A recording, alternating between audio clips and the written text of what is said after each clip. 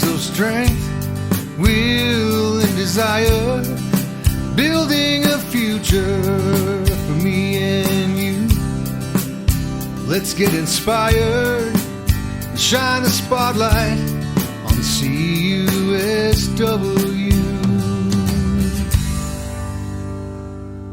Hello and welcome to the CUSW Spotlight Podcast, brought to you by the Canadian Union of Skilled Workers, established in 1999. CUSW has been empowering its members and shaping the future of skilled trades for over 25 years. In this podcast, we shine a spotlight on the people, stories, and values that make CUSW a strong and dynamic community. It's an exciting time to be part of this union, and we're here to celebrate the journey, achievements, and dedication of skilled workers. So turn up the volume and let's get started. Here's your host for the CUSW Spotlight Podcast, Mr. 𝗧𝗵𝗲 𝗖𝗺𝗀𝗵𝗁. Hello, everybody. Thanks for tuning in to this episode of the CUSW Spotlight Podcast. My name is 𝗧𝗵𝗲 𝗖𝗺𝗀, and I'm very happy to have our friend Shawn Campbell joining us on the show today. Hi, Shawn. Good morning, Dan. How are you today? I'm doing great. I've been waiting all morning to talk to you, and I can't wait to have a great conversation with you. Yeah, me too. I don't think it's going to be a very hard job for us to have a conversation. We've had quite a few conversations throughout the years working together, and I think a lot of people say we talk quite a bit. To say the least, yeah. It's hard to stop us from talking. Exactly. We have talked a bit before about our age differences, where I'm a little bit older than you. We're working with the same people a lot of the times. And for the viewers at home, how did you get into the trades? How did you get into the environment that we work in? Well, hey, it started all back in high school. I was in grade 11. And by that time, your guidance counselor was kind of asking you questions of what you wanted to do for the future. So I took some time to think about it. And I had an uncle who was in the electrical field. And he told me, hey, you should become an electrician. So I started to investigate on what I could pursue to become a 309 construction maintenance electrician. And I found this program called OYAP, Ontario Youth Apprenticeship Program, which allowed me in grade 12 to be able to complete my level 1, as well as log hours towards my apprenticeship. So in grade 12, Monday and Friday, I was at Durham College completing my first level. And throughout the week, I was able to get a co-op with a residential company. And from there, it just kind of kicked off. I finished my co-op, graduated through the program. I continued to work with that employer for about a year and a half, and then decided to get in a little bit of commercial work. And to get that real world learning experience at such an early age, what an opportunity. Yeah, you know what? When I was in high school, I was quite excited to be in the workforce and to work around some adults. And it's quite interesting to see some of those fun characteristics of a young teenager still out there in the workplace as well, and how you can still have fun and have good banter and build really, really great relationships. How many years has it been since you've been with CUSW? So I applied in 2015. It took about a year or so to get my first call. And that call happened to be up at the Bruce. So since 2016 till current. Oh, so you're not actually you're younger, and you're a lot younger than a lot of us at our committee meetings and our workshops, but you've been around for quite a while if you really think about it. Yeah, I have. Time just flies by, Dan. I have no idea where it goes nowadays. Look at us. We're the start of April, and 2025 is just flying by. I know. We've already finished the first quarter. It's crazy. Like we said, you've been with CUSW for quite a while, and you do wear a few hats within the CUSW, and we all appreciate all the hard work you do. One thing that's coming up for you in the near future, and for all of us, is Day of Mourning, April 28th. I do believe you have something special planned, or some sort of obligations going on with that? Yeah, the Bruce County Labor Council has reached out to myself and a couple other folks to participate in the Day of Mourning at Bruce Power. So on April 28th, there's going to be a handful of us meeting up at the auditorium, and going through the day of mourning together. What does the day of mourning mean to you, and how has it sort of affected your life and on the job and off the job? Well, that's a big question, Dan. But you know what? The day of mourning is a day to reflect on those who have passed away at the job site from illness, sickness, or injury. And it's for workers, managers, organizations, companies to reflect on what went wrong and how do we fix it and how do we make sure it never happens again. And by doing that, we're honoring those who didn't have the proper PPE or didn't have the right procedures in place to keep them safe. So we're able together come united as a group and ensure that we are taking steps towards safety and making sure that every single one of us gets home safe. Yeah, the day of mourning definitely hits me to the core. A lot of people think day of mourning, it's only to reflect on the workers that have passed away and have died on the job sites, but it's much more to that. It's people who have gotten sick, psychological, emotional, physical injuries that have prevented them from returning to the job site. And I'm one of those people. I consider myself very lucky that I survived and I was able to make it home eventually. But I'll never be back in the work boots. I'll never be back on the job site working on the tools again. And that is a big reason why we have this event. Like nowadays, I've noticed a big turn when it comes to funerals and for remembering people. We're calling it a life celebration. But day of mourning, in my mind, it's the opposite of a celebration. This is a time when we're actually reflecting on our past failures, our past indiscretions, things that we've overlooked that have cost somebody their life, somebody their livelihood, and who they are as a person.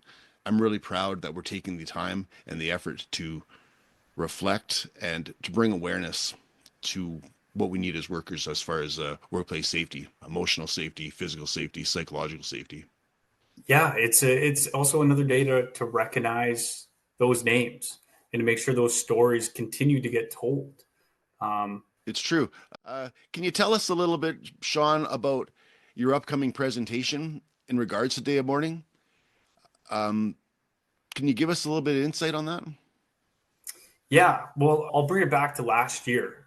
And last year, we celebrated CUSW's 25th convention. And within the convention, it was around the day of mourning. And we had a couple of presenters that came out and spoke to us and told us some very impactful, very personal stories. And when it comes to this year, I'm really hoping to be able to share with the group ideas and perspectives that allow us to expand beyond that. Just not leaving safety at the workplace, but also bringing it home. And it should almost be a dinner table conversation that happens within families. You talk about birds and the bees and going into the workplace. I think youth and families aren't having those discussions and preparing their children, their friends, their family, preparing them for a workplace. It's a dangerous world out there, and we need to prepare ourselves for that. Workplace safety is something I feel we all need to teach the kids at home long before they enter the workforce, before we get our social insurance number and get our first job. Like I think about sport and children. The first thing we learn when we take up any new sport is how to protect yourself, how to prevent injury, how to prevent yourself from hurting your teammates or hurting your other opponents. It's all about safety.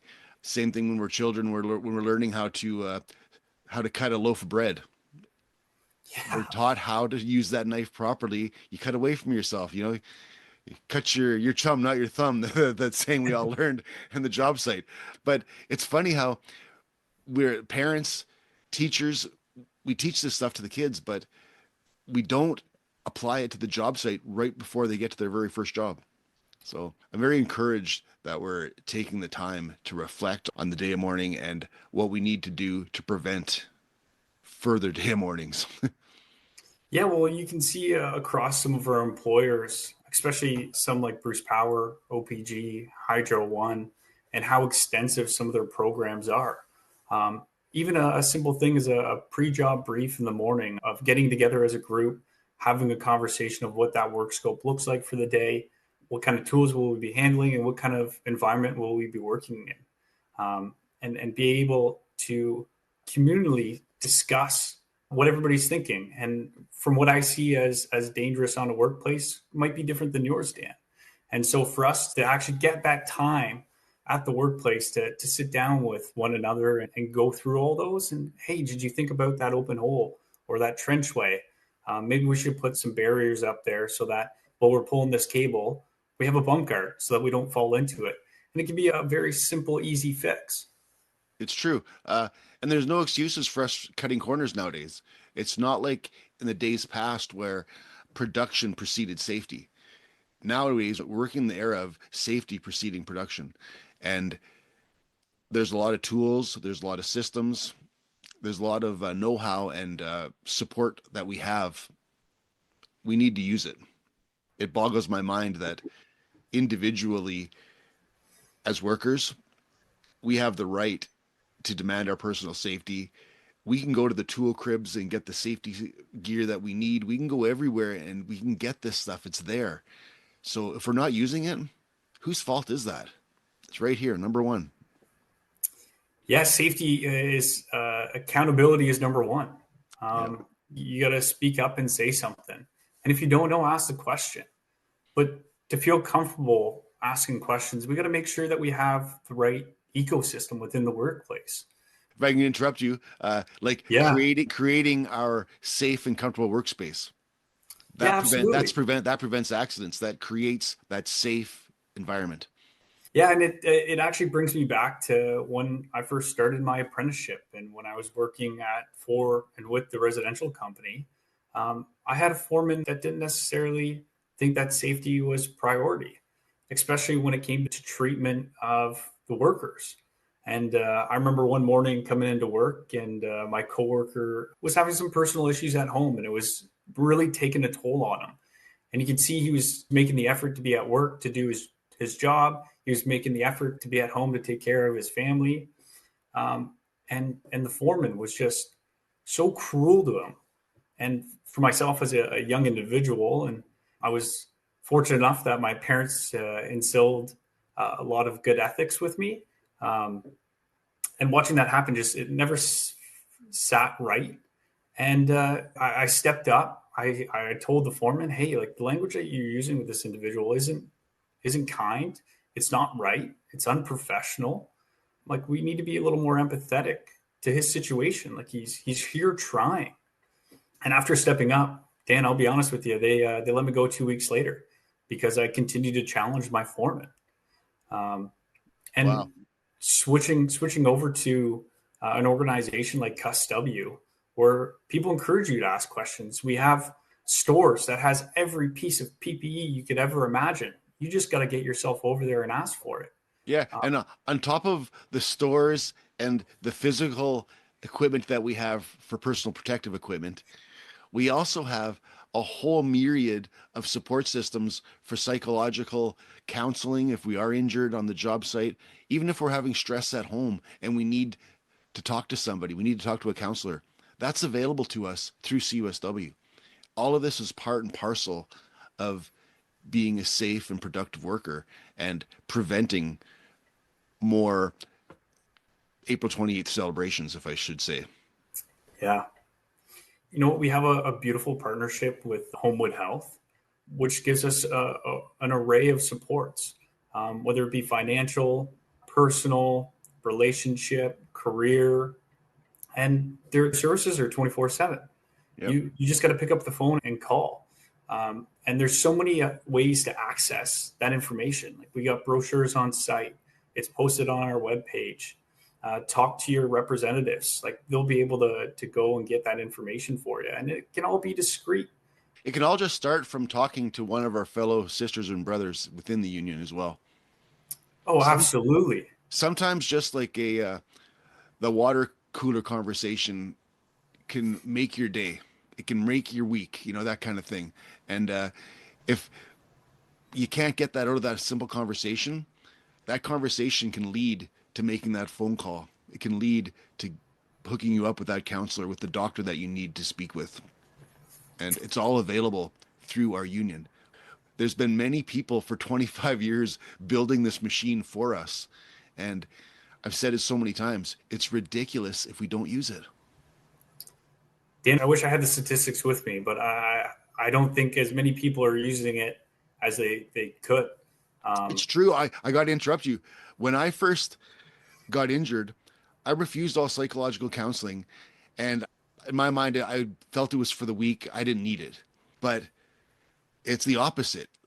I've become stronger because of it. And if you're not taking advantage of it, you're really taking advantage of yourself.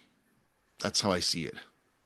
And you're right. It's a hard thing to overcome because there's always been this looming light over support systems like these. Like, are you not a macho man? Like, you don't need to cry and you can't have these feelings. And there's so much of this rhetoric out there, this old style of thinking, and it's just not true. I think, especially in a society like today where electronics and you have social media, there's just so much information at your disposal so quickly and so much of it, and it's hard to process. And we're in the era of being paralyzed by choice. It's crazy. How many times have you been on the couch and say, hey, I'll just scroll through YouTube videos for a couple of minutes. Next thing you know, an hour's gone by and the sun is set. And you're like, where did my night go? It's true. They're great at capturing your attention. Yeah. And for myself, like I'm currently going through it as well. And I have a counselor that I speak to. And I can't say it's anything specific, but it's nice to be able to break conversations down, break your week down. Everybody depends on how they handle the situations. They can have questions about that. And it can be hard to talk to a friend or to a family member about it, and having that unbiased individual that you can bounce ideas off of. And they're really good at having you reflect as well. And for me, it's more like, am I doing the right thing? And I've just always been an overthinker in my life. So it's a constant loop process that happens with me. And I'm always trying to improve, always trying to do better. And there was days where like, am I the only person that thinks like this? And you find out that everybody thinks that way, that everybody goes through this process. Yeah. We're all driving the same highway to work. Yeah. We're all sitting on the same red light, waiting for that light to change, going through the same thought process. What I need for groceries at the end of the day. Do I got to pick up the kid from the doctor's appointment? Do I got to do this? Do I got to do that? It's all the same stuff for all of us. There's no reason why we can't share that. No. And when it comes with me taking on a few different roles with CUSW, I was encouraged and supported by the membership to take on a health and safety role. We had a situation at work that involved an apprentice running a tugger, and a tugger is a large mechanical device that pulls cable, and they're extremely dangerous. So that morning for the people who've never seen a tugger or have been involved with pulling electrical cable, we're not talking about the wires that are running through your house. We're talking about stuff like that's this thick. Like, what is weigh around 10 pounds a foot, Shawn? Like, easily 10 pounds a foot. Yeah. Like you said, it's a massive cable. You have sheath, armored cable, insulation, and your conductors inside. It's like pulling a lead pipe through a building, that's what it's like. It's so heavy. Yeah. It's so heavy. Yeah. And so that morning we had pre-job, and the supervision was directing everybody where they were going to be for that cable pull. And the cable was going from one elevation to the next, down the hallway and into the back. So it was about a 200-foot pole. It was fairly large. And the supervisor said, hey, this first-term apprentice is going to run the tugger. And something just didn't sit right with me. So I went up and had a conversation with the apprentice, and I said, hey, are you comfortable using this piece of equipment? And they said, yeah, I've ran it before. There's no problem. And I said, hey, I just want you to know that this piece of equipment rips out of concrete. When that rope breaks, if it's under too much tension, can come loose and hit you. So please, whatever you do, don't be in the line of fire. Make sure that you're somewhere safe. And that piece of nylon rope snapping back at you at let's say how many hundreds of miles per hour. It's not like getting hit with a wet dishcloth. It is like getting hit with a piece of iron. Like it'll kill you. It'll actually kill you. Yeah. Yeah, it's lethal. It is lethal. And so I went to my JP, my journey person, and I expressed the same thing. And he said, "Hey, Shawn, leave it alone. They know how to run it. Keep going." And I went to my sub foreman, I went to my foreman, I went to my general foreman, and it was a very similar conversation. And eventually they just said, "Enough's enough, Shawn. Leave it alone." And so we began to pull the cable. And you know what? The apprentice did stop a couple of times when they felt something was wrong. And we took the time to take a look at what was going on. And about the third time that we stopped, I could hear the strap snap. I could hear the pulley ting off the machine. And Dan, I watched that rope sag in front of my eyes. It was one of the most terrifying moments of my career, knowing that there was an apprentice alone using a large piece of equipment and something wasn't right. Yeah, something snapped on the other end. We just don't know what yet or where. Yeah, and so I got out of the place that I was. I ran around the corner, and thank God they were okay. The pulley ended up hitting them in the elbow. So very, very lucky that nothing else was broken or damaged. And I told myself that I'm going to make sure that I get myself into a position that you're going to have to listen to that person. And you're not just going to get shut down. Your voice does matter. And we are going to have a conversation to make sure we are doing the right thing, which led to other coworkers and members saying, "Hey, Shawn, you need to run for this health and safety position so you could be our voice." And Dan, it's a beautiful thing to have that kind of support. Like our nomination process, having to have somebody nominate you for a position means that people believe in you and know that you're going to do a great job. That's the beauty of our bottom-up organization. Like we start from the bottom and we're building up. We're not backwards like a lot of other organizations. And to have you representing us, it's because we've chosen you to represent us. It's the beauty of it. Yeah, and I'm thankful every day knowing that I have that kind of support and even the mentorship that comes with that. Like it is so easy to be a mentor into a mentee.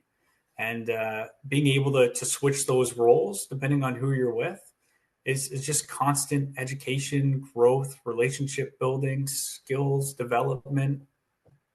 It's true. And yeah, that triangle that you're talking about, everybody that I talk to and talk about the structure of our organization, that it is participation based and that the members drive every action of our organization, all the way up to the National Executive Board. It all starts from a conversation. It all starts from people interacting and trying to make change. It kind of reminds me of April 28th and how this day came to be. If I remember correctly, it came from two workers who were standing on the side of the road watching their past fellow worker in the funeral procession. And while they were watching this, they decided they have to do something. And that is how a day of mourning came to be. It's a simple conversation. It's a simple act of two people getting together and saying, "Hey, we need to get together and we need to get more people together to make change."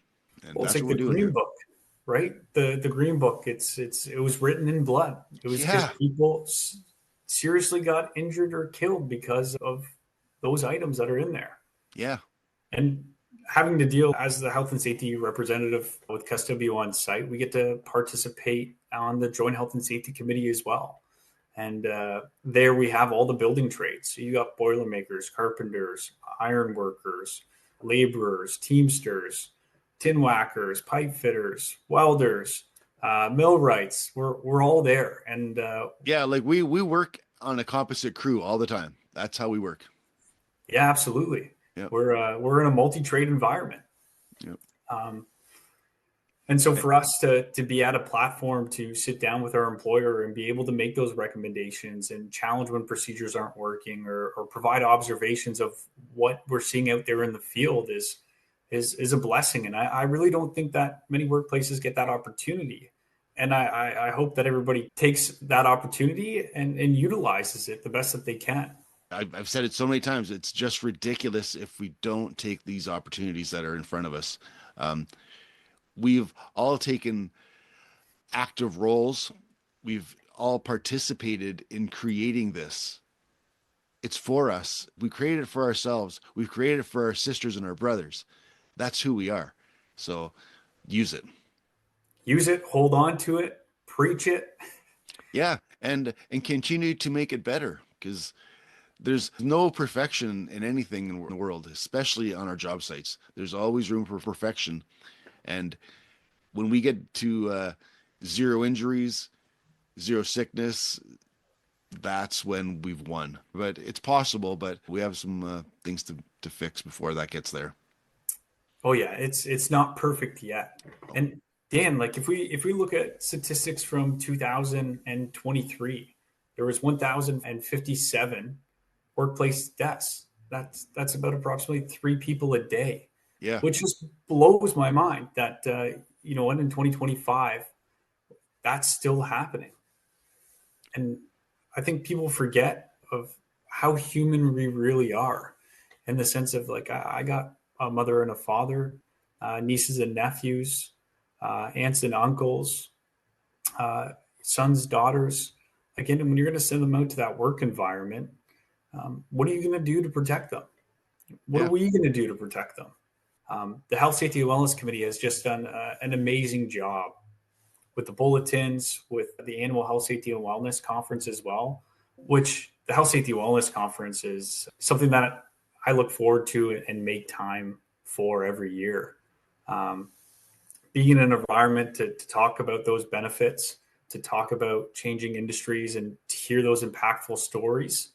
And in a room, Dan, I think the last 3 years that I've been there, I may have cried every single time.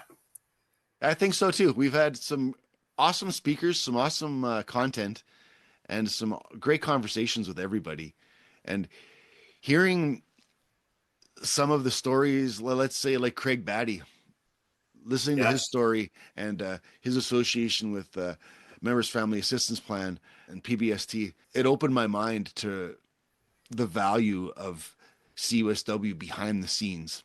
There's so much more that goes on besides what we're seeing when our work boots are on and when we put our work gloves on. Yeah, and how fast they react as well.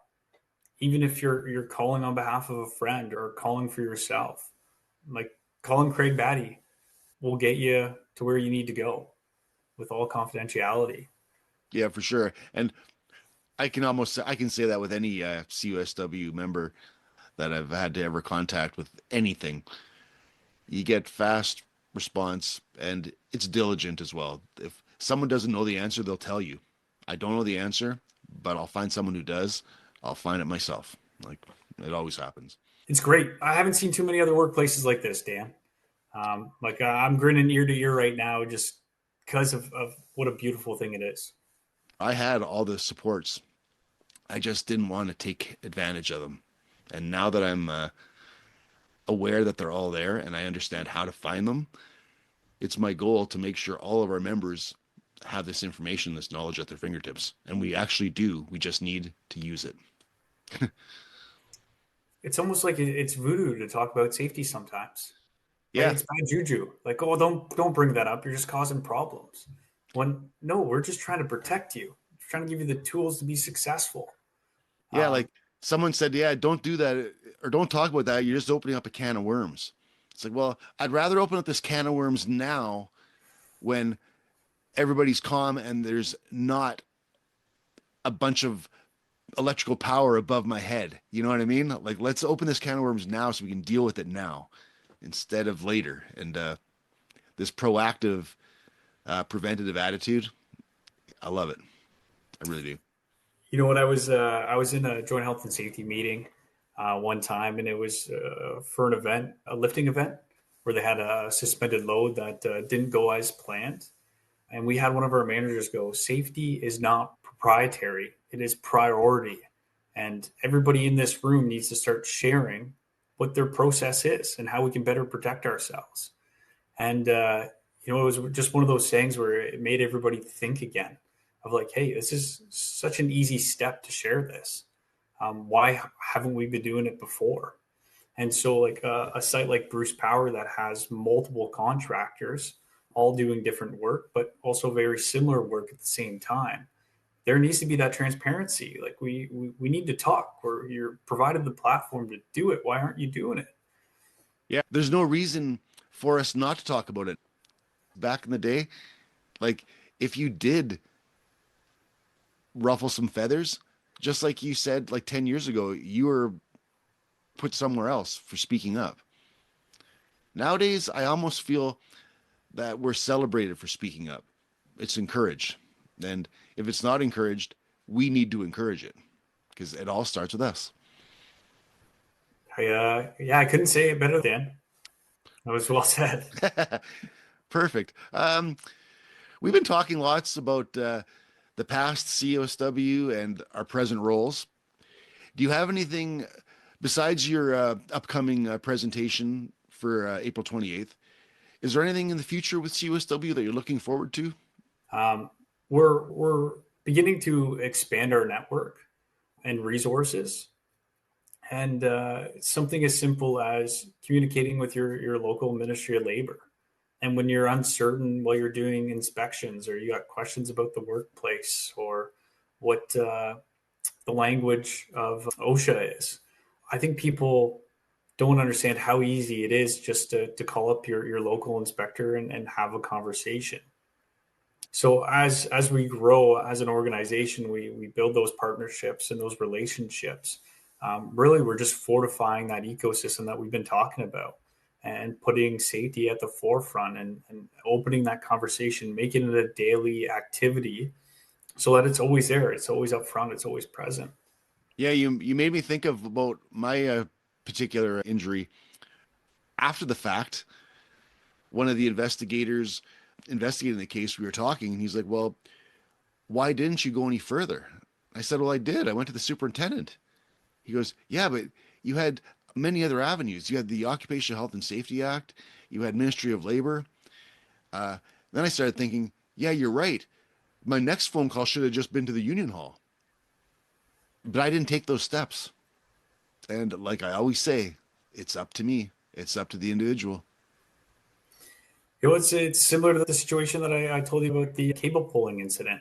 Like I only went up to my general foreman. I didn't have the contact for my representative.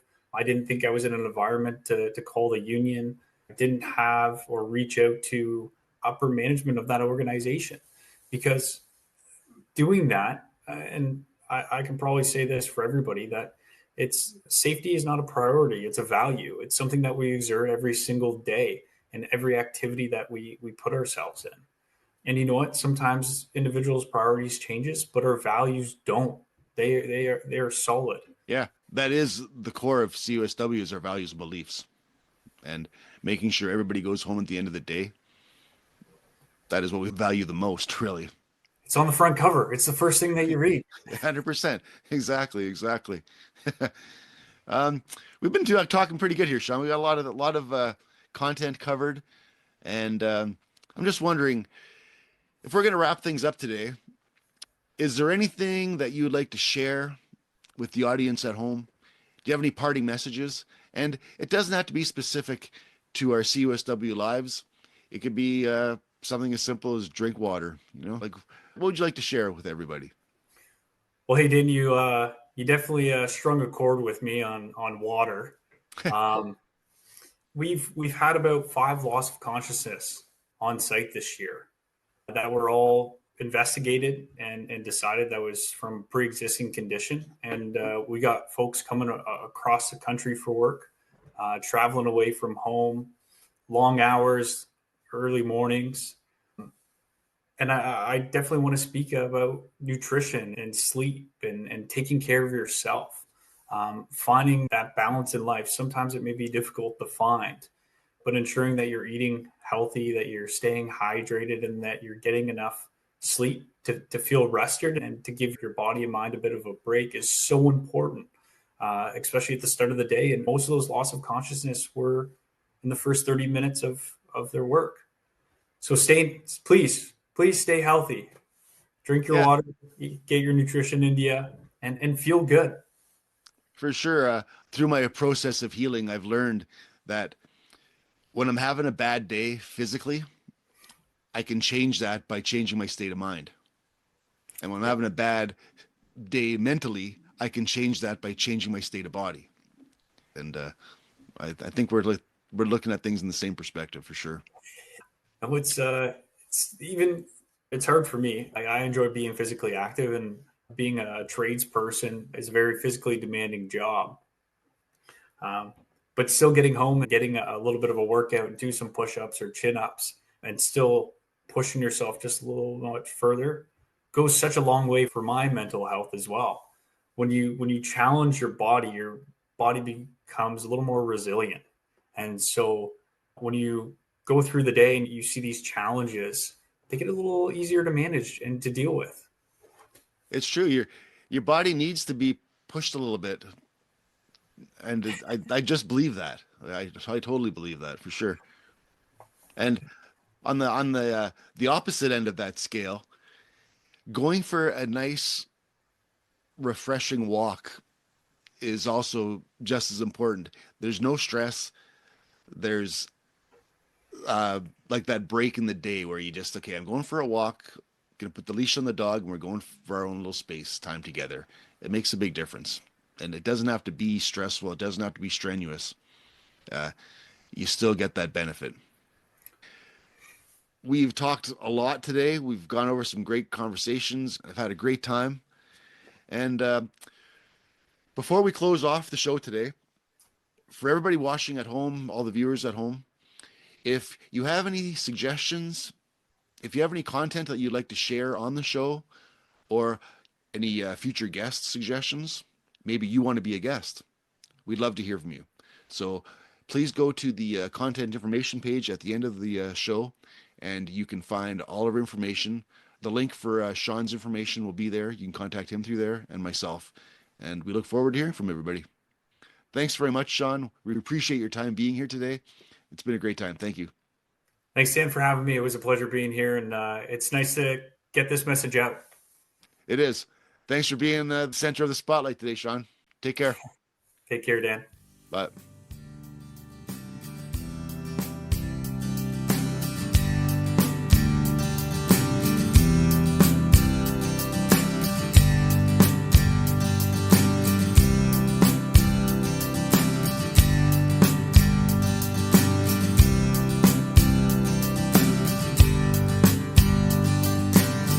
Thank you for shining bright in the CUSW spotlight. Let's get inspired and shine a spotlight on CUSW.